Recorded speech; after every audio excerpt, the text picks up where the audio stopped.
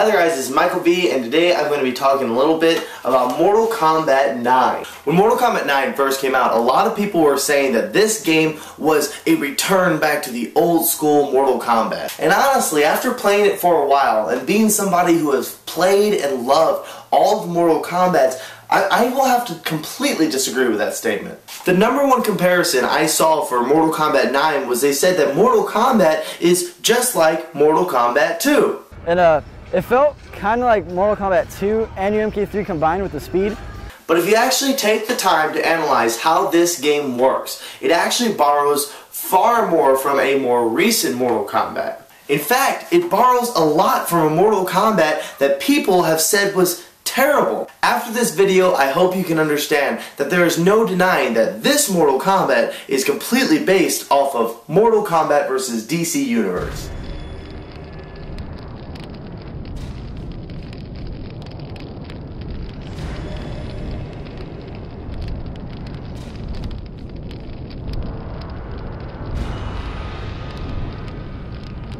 To begin the analysis of Mortal Kombat 9, I have to start with the most fundamental part of any fighting game, the normals. In Mortal Kombat 1 through 4, the normals were labeled as high punch, low punch, high kick, and low kick. And in Mortal Kombat Deadly Alliance, all the way through Mortal Kombat Armageddon, they were labeled 1, 2, 3, and 4, and every single character had different normals. However, go ahead and take a look at the similarities between the normals in Mortal Kombat vs. DC Universe and this new Mortal Kombat 9. If you look, basically you have 4 basic attacks. You have your front punch, your back punch, your front kick, and your back kick. Alright, so here we're going to look at the normals of Mortal Kombat 9. So in Mortal Kombat 9 you have your front punch, your back punch, your front kick, and your back kick. Moving on from the normals, we also have the combo system. Now, combos have existed in fighting games since Street Fighter 2. But Mortal Kombat's a little bit different because ever since Mortal Kombat 3, we've had what's called a dial-a-combo system. So Mortal Kombat 3 and 4, the dial-a-combo system was about putting in the combo as fast as possible. Of course, in Mortal Kombat 3, every single character had their own dial-a-combo. And in Mortal Kombat 4, there was kind of a universal dial-a-combo system. In Mortal Kombat Deadly Alliance, they took this system and brought it to new heights, where you would see combos that were anywhere from 7 all the way up to like 15 presses of buttons. And these were all pre-packaged combos. The main thing to notice about the dial-a-combo system, and as it differs from this new Mortal Kombat, is up until this point they've always been very long combos. However, if you look at Mortal Kombat 9, most of the dial-a-combos are 3 to 4 button presses, for a lack of a better term. And honestly, this trend started in Mortal Kombat vs. DC Universe. Now, I'll be the first one to tell you I'm not this hyper-competitive gamer. I don't really do tournaments, I just play with friends, but I like analyzing the game as deep as I can. Now, I'm going to use the term canceling for what it is I'm talking about, so forgive me if I'm using the term wrong.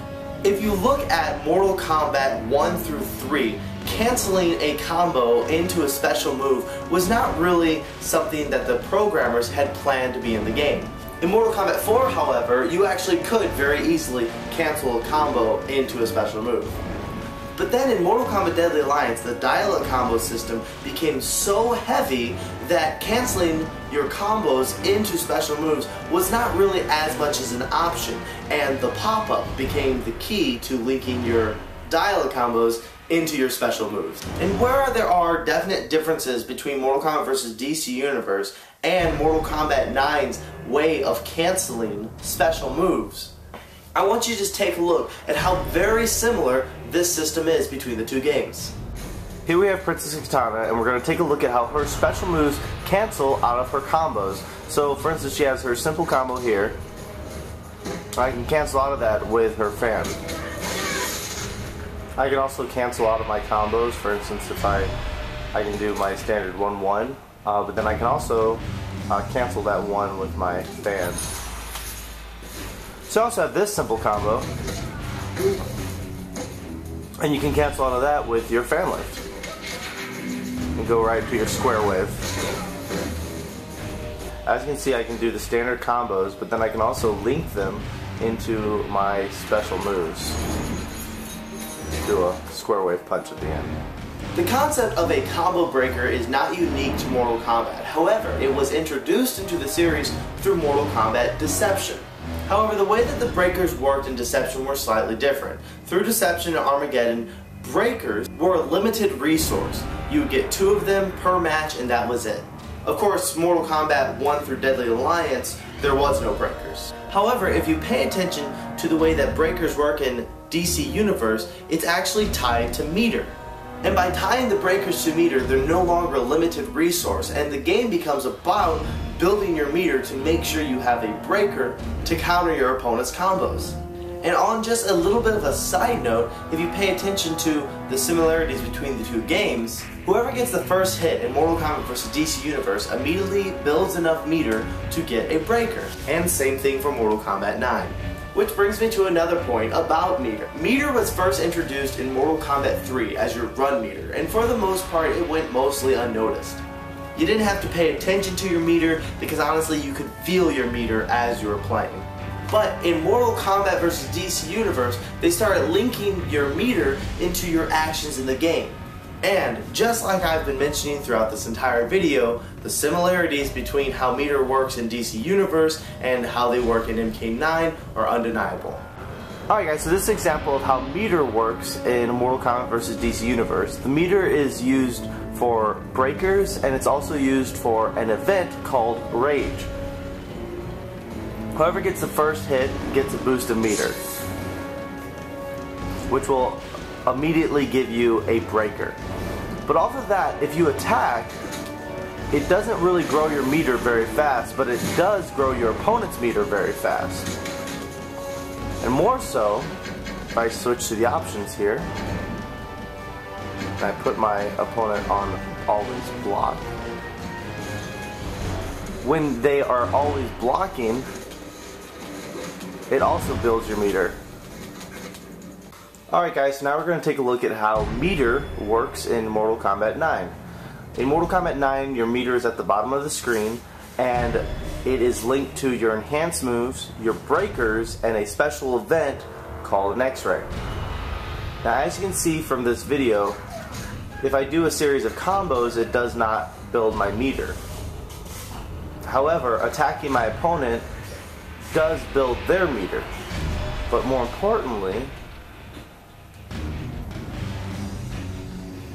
if I put them on block, and my opponent is always blocking, this will build my meter tremendously. The final thing I want to address in this video is special moves. Up until Mortal Kombat vs. DC Universe, there was really only one version of every special move. However, DC Universe introduced the concept of a pro move, which essentially was a better version of your standard special move. And when MK9 came out, they had enhanced specials. Whereas how you pull off your enhanced and pro moves are different, the fundamental concept of having 2 versions of one move that was introduced to the Mortal Kombat series in Mortal Kombat vs. DC Universe is once again carried over into this new game. So here's his normal teleport, and then his pro teleport. Alright, so now we're going to take a look at enhanced moves. Now the way enhanced moves work is it takes a little bit of meter, but it gives you an enhanced version of your moves. So for instance, Scorpion has his teleport. Then he also has an enhanced teleport. More so than any other fighting game series that I'm aware of, the Mortal Kombat series changes itself more. Whether it be from simple things like adding in dial combos to an already existing system, or something as extreme as Mortal Kombat Deadly Alliance where they just threw out the old fight engine and started from new. As a result, you can really take the time to look at new Mortal Kombats and compare them to the old ones and see which ones they borrow the most from. As far as I'm concerned, the new Mortal Kombat is a 2D version of Mortal Kombat vs. DC Universe. I will be the first one to tell you that Mortal Kombat 9 is in fact a better game. It's deeper, it has better graphics, but at its core, at its fundamental core, saying that Mortal Kombat 9 is a return to the old school Mortal Kombats makes me wonder if that person has played the old Mortal Kombats recently. At the Nexus, we play Mortal Kombat 1 all the way through 9 almost every single week. Therefore, the differences in the games are as in our face as they possibly could be. If you were to put completely new cast in the original Mortal Kombat series and put a completely new cast in this Mortal Kombat 9, they would in no way even remotely be the same game except for fatalities. Now, the old school Mortal Kombats are amazing.